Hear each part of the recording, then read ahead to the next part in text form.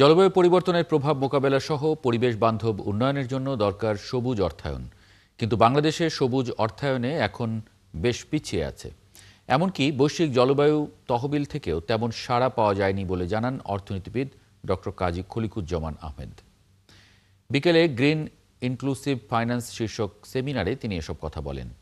বাংলাদেশে সবুজ অর্থায়নের প্রয়োজনীয়তা বাড়লেও নীতি ও কাঠামো দুর্বলতার কারণে অর্থায়ন বাড়ছে না।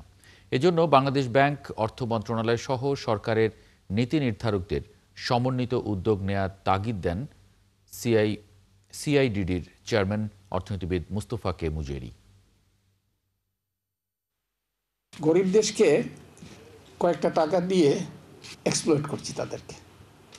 আমি গ্রিনহাউস গ্যাস নিঃসরণ করে যাচ্ছি, গরিব দেশ কিছু টাকা পেয়ে তারা যেটা নিঃসরণ কমাচ্ছে সেটা আমার হিসাবে চলে আসতেছে।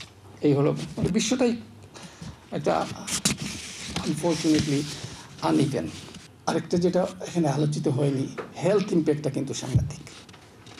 ক্লাইমেট চেঞ্জের হেলথ ইম্প্যাক্টের জন্য অনেকেই কাজ করতে পারলে, কাজের সুযোগ পেলেও কাজ করতে পারে না, বা তার স্বাস্থ্যগত দিক থেকে।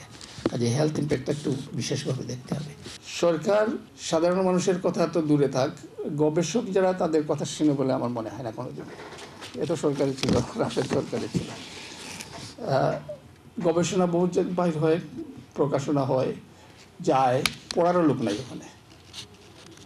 সরকারে থাকে না পড়ার লোক, সময় থাকে না। যারা বুঝতে পারবে তার সময় নাই, আর যাদের হয়তো সময় থাকতে পারে তারা বুঝবে না কি বিষয়।